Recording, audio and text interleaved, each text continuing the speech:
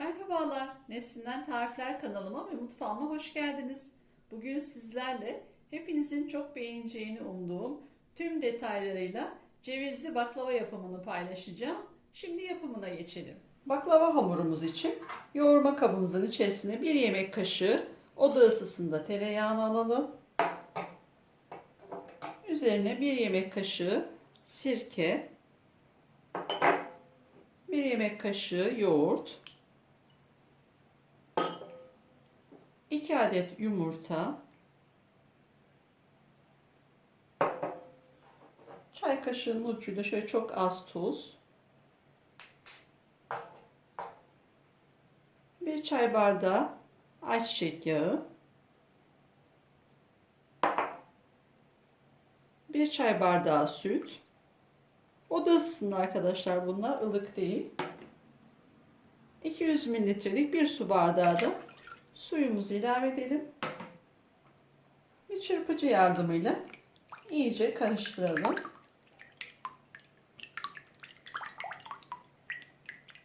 İyice karıştırdık.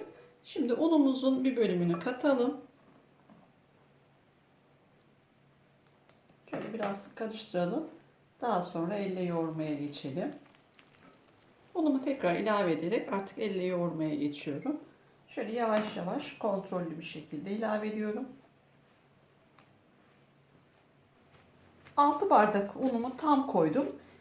7. bardağımı ve üzerine birer kaşık kadar sepeleyerek devam ediyorum. Katı olmasın diye. Şimdi tam kıvamını bulduğunda ne kadar un gittiğini söyleyeceğim. Bütün malzeme listemiz videonun altındaki açıklamalar kısmında da yer alıyor. Çok güzel bir hamur oldu. Bakın artık elime yapışmıyor. Ama şöyle yavaş yavaş, şöyle çok az böyle hafif sepeleyip öyle devam ediyorum. Tam kıvamını yakalamak için birden katmıyorum. Hamurumuzun yoğurma işlemi tamamlandı. 7. bardağın yarısını kullandık. Yani 6 bardaktan sonrasını kontrollü bir şekilde devam edin. Ve ununuz mutlaka baklavalık, böreklik olan undan olsun. Şimdi şöyle bir de kıvamını göstermek istiyorum. Bakın hiç elime yapışmıyor. Çok güzel, böyle sakız gibi bir hamur oldu. Bakın. Çok güzel oldu. Çok da güzel bir şekilde yoğurduk. Hamurumuzu şimdi bezelere ayıracağım. Bezelerimizin ağırlığı şöyle 70-80 gram ağırlığında olsun. Çok da büyük olmasın. Şöyle elimizle bir beze yapalım. Mutlaka tartın. Tartarak yaparsanız hepsi daha eşit oranda olur. Ya da göz kararıyla aynı şekilde yapın. Evet, benim şu an yaptığım 77 gram geldi. Şöyle bir parça daha koyalım. 80 gram. Yani ortalama 70 ve 80 gram ağırlığındaki bir hamur. Yani küçük bir mandalina diyeyim. Çok da küçük değil, bir mandalina büyüklüğünde bir hamur beze bu şekilde. Hepsini şimdi hazırlıyorum. Evde tartınız varsa mutlaka tartın. Ama yoksa da dediğim gibi şöyle göz kararı. Önce tartımıza koyalım. Evet, bu da 79 geldi. Elimiz zaten ölçü gibi. Bakın 1-2 gram fark ediyor. Şimdi bütün hamurumu bu şekilde bezelere ayıracağım. Bütün hamurumu bezelere ayırdım. Eğer mutfak tartınız yoksa 16 adet çıktı. Siz de bu şekilde hamurunuzu 16'ya bölerek eşit şekilde aynı büyüklükte olmasına gayret göstererek 16'ya bölebilirsiniz. Benim bezelerimin ağırlığı 79-80 gram arasında, 16 adet bezemiz oldu bu şekilde. Bezelerimizi şimdi şöyle biraz yan tarafa alalım. Nişastayla biraz şöyle kahve fincanı veya Nescafe fincanının tabağı, alt tabağı kadar biraz büyüteceğiz. Nişastayı şöyle iyice bulayalım. Bir merdaneyle şöyle hafif yavaş yavaş, çok da büyütmeden, bu kadar yeterli. Bolca da nişastaya buluyoruz. Şöyle bir kenara alalım.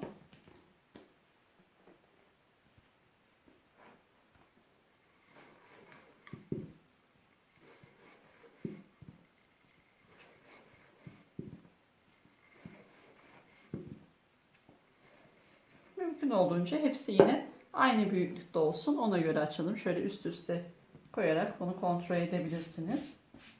Bezelerimin hepsini bol nişastayla merdaneyle açarak dörder dörder şu şekilde katlayarak koydum tepsimin içerisine. Şimdi üzerini bir streçle kapatacağım ve yarına kadar buzdolabında hamurlarımı dinlendireceğim. Eğer vaktiniz yoksa sabah çok erkenden hazırlayıp akşama da yapabilirsiniz. Ama vaktiniz varsa bir gece dinlendirip daha güzel açılıyor hamurlar. Onun için dinlendirmenizi öneririm. Yufkalarımızı açmaya başlamadan önce açmak için nişastamız var. Burada bir kasemizi aldım. Cevizimiz var. Cevizimiz de çok ince değil. Biraz hafif daha böyle dişe gelir bir ceviz şeklinde dövdüm. O şekilde hazırladım. Tepsimde 30'a 40 boyutlarında bir baklava tepsim var. Artık yufkalarımızı açmaya başlayabiliriz. Şimdi nişastamızı masamıza biraz alalım nişastamızdan. Bir tane de hamurumuzdan alalım. Onun üzerine de biraz daha bol nişasta. Baştan bol nişasta koyalım. Daha sonra mümkün olduğunca koymayalım. Çok az ihtiyaç olursa hafif şöyle bir iki sepebiliriz ama mümkün olduğunca daha sonra nişasta koymamaya gayret edelim. Hamurumuz o kadar güzel ki bakın daha dokunmadan açılabiliyor. O kadar güzel. Dinlendiği için de zaten çok güzel açılıyor.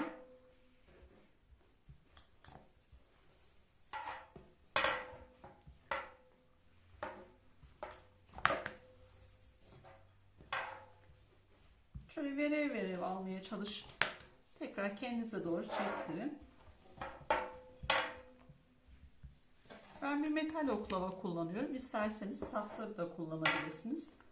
Ama ben bunu daha çok seviyorum. Daha kolay açabiliyorum bununla. Onun için bunu kullanıyorum. Sesi için de kusura bakmayın. Biraz ses çıkıyor ama.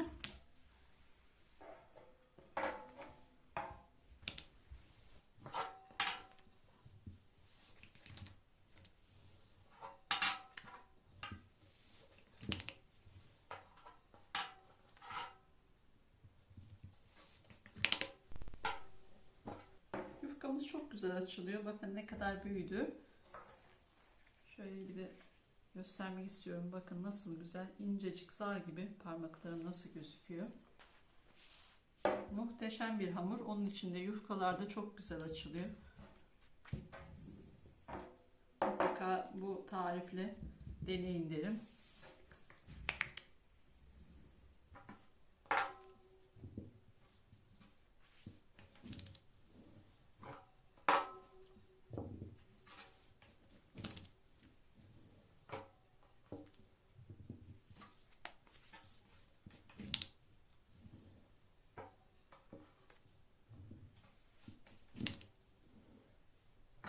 Bir de şöyle göstermek istiyorum. Ne kadar ince, ne kadar güzel açılıyor. Şöyle yapıyorum bakın. Tül gibi bir hamur. Bakın alıyorum, koyuyorum. Hiçbir yırtılma, hiçbir şey yok.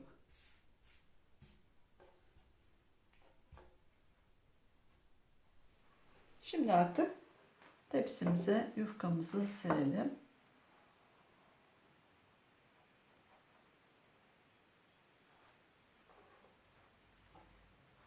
Şöyle oklavamızla hamurumuzu keselim.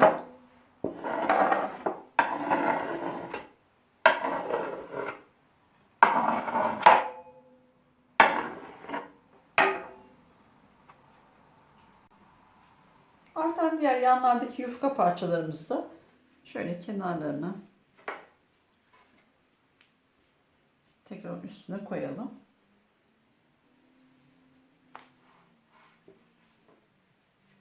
Her yerine eşit oranda koymaya çalışalım ki kimi yeri kalın, kimi yeri ince olmasın.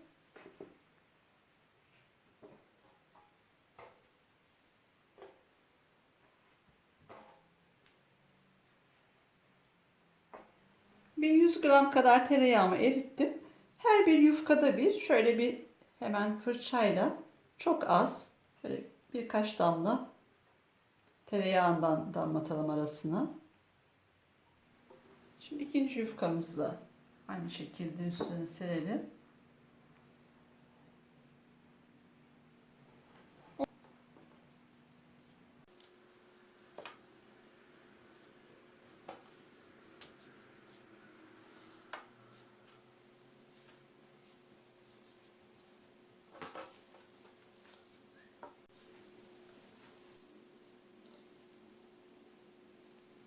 Üçüncü yufkamızı da açtık. Onu da şimdi silelim. Üçüncü yufkamızı da serdikten sonra şimdi cevizimizi atalım içerisine. 3 yufka açtık ama 6 kat oldu. Diğer parçalarını da üzerlerine tekrar katladığımız için 6 kat oldu. Çok fazla değil. Böyle 3 yufkada bir ceviz atacağımız için çok fazla değil. Şöyle biraz atalım.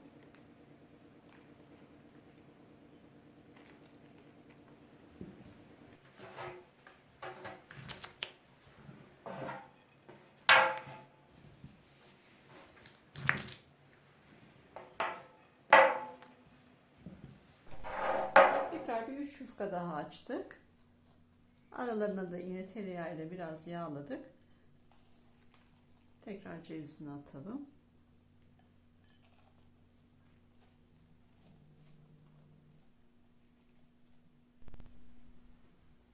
Şimdi tekrar silelim yufkamızı.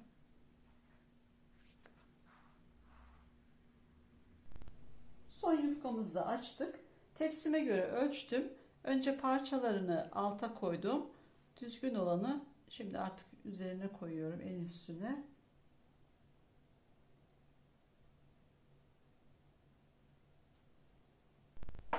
Baklavamızı şimdi keselim. Şöyle 2 parmak kalınlığında gibi, göz kararı şöyle şu kenardan şimdi kesmeye başlıyorum.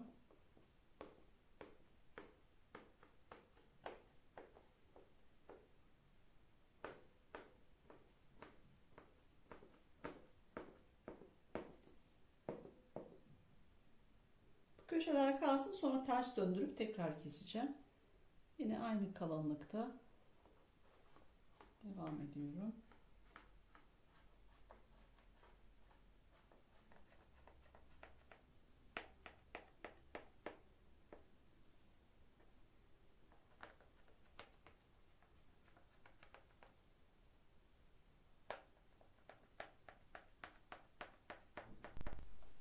Ucuna kadar gitmediğimiz kısımları şimdi keselim.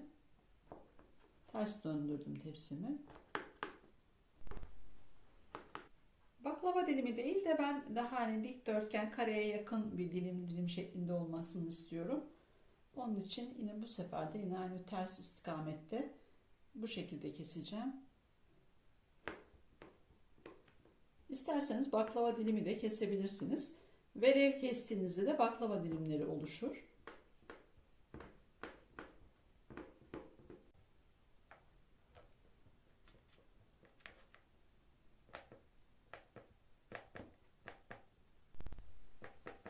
Baklavamızın hepsini gördüğünüz gibi çok güzel bir şekilde kestik. Şimdi de üzerine dökeceğimiz yağımızı hazırlayalım. 250 gram tereyağımı bir sos tenceresinin içine aldım. Altını da kısıyorum. Kısık ateşte yağımın erimesini bekliyorum. Yağımız iyice eridi. Tereyağının üstünde görüyorsunuz bembeyaz bir köpük oluştu. Şimdi bu köpüğü şöyle bir kaşık yardımıyla üzerinden alacağım. Eğer bu şekilde yapmazsanız baklavanızın üzerine döktüğünüzde baklavanız fırında kızarırken üstü siyah siyah böyle yanıklar oluşur.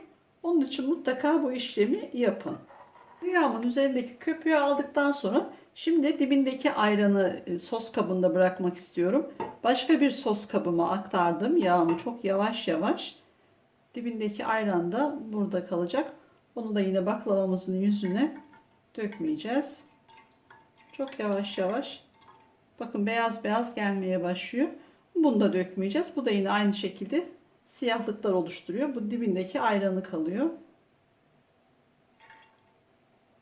Bu kadar yeterli. Şimdi artık tereyağımızı baklavamızın üzerine dökebiliriz. Şöyle kaşık kaşık bir kenardan başlayarak verelim. Yağımız çok sıcak, kızgın olmayacak arkadaşlar. Biz zaten köpüğünü, ayranını alana kadar biraz ılıdı. Çok kızgın yağ dökerseniz birden yüzeyini pişirir. Çok fazla kırmızı olur yüzeyi. Sıcak ama öyle kaynar değil yani. Baklavamız artık fırına gitmeye hazır. Önceden ısıtılmış alt üst ayar 175 derecede baklavamı pişmeye gönderiyorum.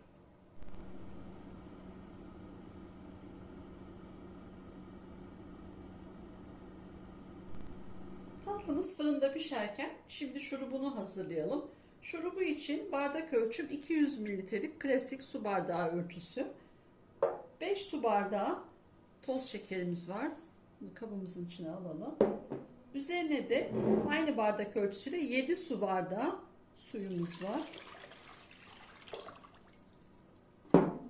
Şöyle bir karıştıralım ve şurubumuzu kaynatmak için ocağımıza alalım. Şurubumuz kaynamaya başladı. Kısık da değil arkadaşlar. Orta ateşte şöyle güzel fokur fokur kaynayacak. İçerisine de şöyle yarım dilim limon atıyorum. Onunla birlikte kaynamaya devam etsin. Bu şekilde bir 20-25 dakika şurubumuzu kaynatacağız. Şurubumuz 25 dakikadır kaynıyor. Şurubumuzun olduğunu anlamamız için bakın şu göz göz köpük köpük bütün üzerinde böyle köpükler oluştu. Dibin kaynarken böyle değildi. Şimdi şöyle bir de kıvamına bakalım. Bakın kepçeyle alırken bile ağırlaşıyor. Yani kepçeyi şöyle daldırdığınızda şurubun olduğunu anlayabiliyorsunuz. Rengi hafif böyle bir sarılaşıyor. Ve böyle kepçeyi daldırırken bir ağır ağır geliyor. Artık çok güzel bir kıvamı oldu. Şöyle damlatalım. Bakın ne kadar yoğunluğunu gösteriyor oradan.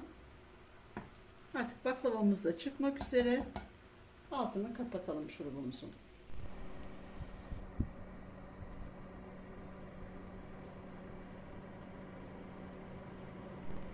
Baklavamız fırından çıktı. Gördüğünüz gibi harika oldu. Altın sarısı bir renkte kızardı. Toplamda tatlımız 90 dakikada pişti. 175 derecede 45 dakika pişirdim. Daha sonra ısısını 160 dereceye düşürüp bir 45 dakikada o şekilde pişirdim. Şimdi artık tatlımızı şurubuyla buluşturalım. Baklavamız sıcak, şurubumuz sıcak. Şimdi yavaş yavaş şurubunu vermeye başlayalım.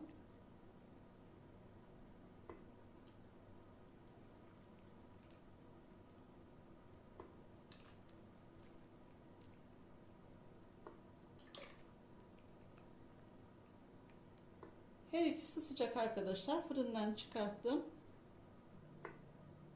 Şurubumun da altını kapattım.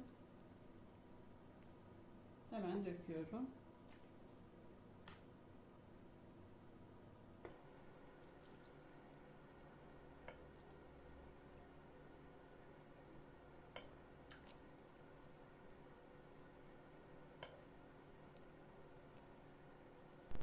Tatlımızı biraz ılıması ve şurubunu çekmesi için dinlenmeye bırakıyoruz. Baklavamız şurubunu çekti ve iyice soğudu. Şimdi sunuma geçelim. Baklavamızdan şimdi tabağımıza çıkarıp bir de öyle bakalım.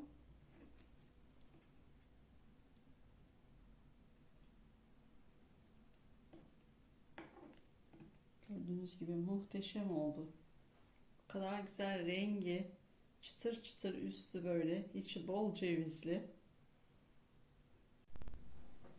Baklavamızı tabağımıza da aldım. Gördüğünüz gibi mis gibi oldu. Rengi böyle çıtır çıtır. Şurubu sıcak, baklavamın hamuru sıcak. Öyle olmasına rağmen kesinlikle hiçbir yumuşama yok. Böyle kıyır kıyır ağzınızda dağılıyor. Üstü çıtır çıtır. Muhteşem bir baklava olmuş. Şimdi şöyle bir de çıtırtısını size de dinletmek istiyorum. Bakın nasıl dağılıyor.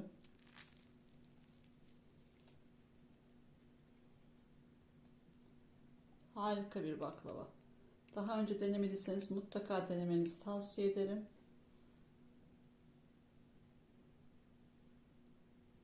Tüm deneyenlere şimdiden afiyet olsun. Kanalıma abone olup bana destek olursanız çok sevinirim. Başka bir tarifte görüşmek dileğiyle. Hoşça kalın.